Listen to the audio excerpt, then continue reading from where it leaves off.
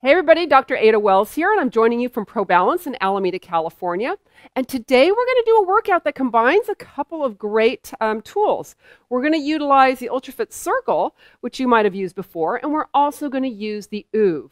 Now what's great is when we can combine these two tools, we're able to activate and facilitate some areas of the body that sometimes can be a little bit, they can get a little lazy. So I'm going to just take you through a little short sequence that just kind of wakes up some of what we sometimes need to get woken up in the body. So we're going to just start sitting in the saddle of the OOV, and I'm going to have you, just for the sake of feeling what the body feels like without using our UltraFit Circle, we're going to go ahead and just start with just a basic roll down. Now, sitting up tall, keeping some length, we're going to start to peel down by lengthening that lumbar spine, finding the OOV, and we're going to start to peel it back. Now, I'm going to let you come to maybe about the shoulder blade level here. And this is oftentimes the place where people will let go. This is where they start to lose that connection. And then we're going to go ahead and peel right back up, curling over and stacking up tall. Now, remember, if you've got low bone density, you'll be hinging and not curling. All right, so we're going to utilize the circle here to be able to give us a little bit more connection in that one little place that can be a little bit dicey for people. So we've got the ring here right in between the thighs, and we're going to start just by doing a little pulse. Now, I want you to pulse like you're going to do 10,000 of these, because you're going to have to pace yourself. It's not squeezing with all your might. It's basically finding connection. Okay, so we're going to go ahead and connect. From here, we're going to start tall, start to peel down one vertebrae at a time, and we're just going to make sure we're thinking about what's going on here. Now, if we're still maintaining that connection, it's going to be so much easier to allow yourself to get to that same point here at the shoulder blades, where we're now maintaining this connection of the inner thigh with those deep abdominals.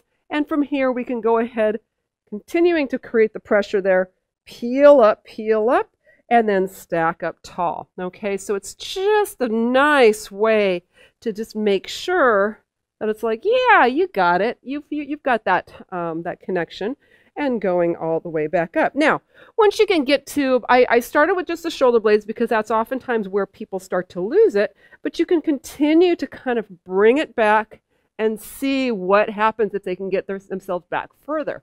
Okay, so they can go all the way back if they want. I'm going to start with the arms up to the ceiling, peeling back up, curling forward, and stacking up tall. Okay, so that's just created a little bit of awareness as we start to move into extension. And if you're working with athletes, or if you are an athlete, that's where people get in trouble. You know, they're going back to throw, they're going back in their backswing, whatever it might be. Just being able to find that connection, going from extension back into neutral and even into flexion, is really important. All right, so then let's go ahead and play a little bit with adding that connection, but adding a bit of rotation. So we're going to go ahead, create that connection, sitting up tall, start to peel it back, and let's go ahead now and open up to one side.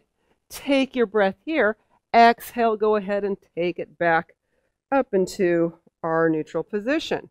We're going to go the other directions. Once again, maintain the connection at the circle. We're going to go ahead and roll it back. Open up to the opposite side. Take your breath. Exhale like we're sweeping, and we're going to sweep water forward, stacking up from the bottom up. So that little connection here is just allowing us just to make sure, once again, we don't disconnect from the deep abdominals when the arms are coming back here for whatever we might be doing from a sporting standpoint, or for that matter, life is a rotational sport. So it might be that you're reaching back for something in the back seat of the car, and you've got to be able to come back up. Okay, so we've been able to create that connection. Now, let's look a little bit at what we can do to just create a little bit more connection on the other side, on the back side. Now, sometimes when I've watched people do their roll-ups, what you'll see is they will come up, and then you'll see this big posterior pelvic tilt to come forward. They really are driving in here, but they're not really finding, they're using a little bit of momentum. They're not really getting in there and finding kind of that fine-tuned control that they need. Okay, so we're going to now go ahead and work on that a little bit. So we're going to take the OOV, we're going to now sit them on the pretty pretty much the very end of the oov. Now let's just do something a moment. What's kind of nice, we're just going to place the circle here for now. We're just going to go ahead and start to roll it back. And here we can go all the way back, okay? And then now we're going to start our way back up. So arms are going to come up, head floats up, and now you can see how the oov creates a little bit of the situation where we can start to really work on control at that place where usually they thrust, okay? And that is fantastic for when we're doing this. But let's go ahead and use a circle to create just a little bit more challenge and a little bit more activation. There's a couple of things we can do with the circle, but my favorite is to go ahead, I'm going to sit back on here, and I'm almost right at the very edge, okay? I'm going to go ahead and grasp the circle so that my thumbs are here.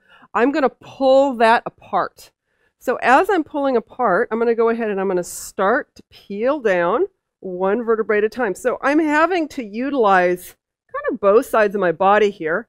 I'm going to go ahead, inhale as I'm up overhead, and as I exhale, still pulling on the ring, we're going to come back up to that little spot. Okay, so now I've created a little bit of extra challenge for myself as we're doing this. Now, I'm going to bring in a bit more ab just by changing the position of my arms, okay? So I'm turning on the back side here, but I'm going to go ahead and as I come back to that little tricky point, maybe you're right about here, I'm going to go ahead and bring the arms up overhead, and now as I'm pulling, I'm going to continue to roll down slowly, inhaling at the bottom.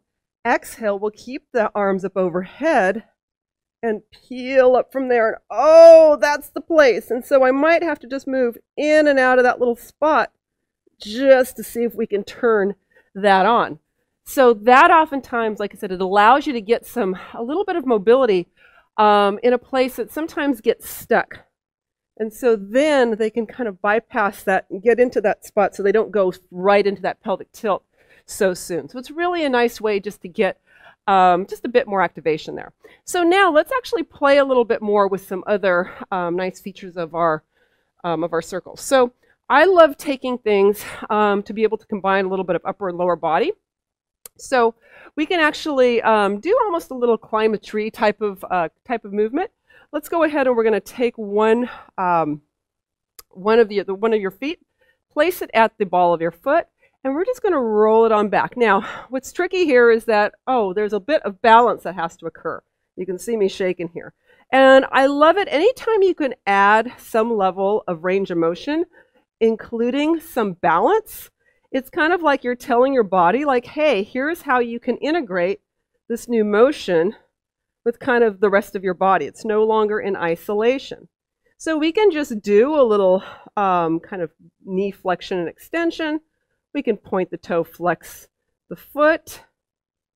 And what's really nice and fun to do is to be able to integrate a little bit of just full body motion here. So I can, I can go ahead and rotate around, taking the arm and leg opposite of each other and bringing it back in. Okay? And so, once again, it's just creating a situation where, you know what, as an athlete, you need to be able to adapt. And anytime you can add a little bit of chaos, just a little bit of instability to the system, but still successfully, like not do it with pain and not doing it where we fall off, where we end up including a new rigidity strategy in the picture, which we don't want to do, it really is nice here. So just starting out here with my flex and extension of my knee. And my shoulder blades are back here. I'm just nice and relaxed. Let's point and flex the foot.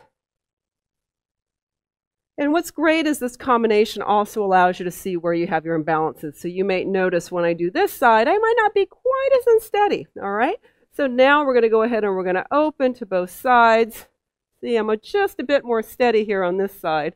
I can use a little bit more stability and come back up. We'll do that one more time. Opening up to one side and bringing it right back to center.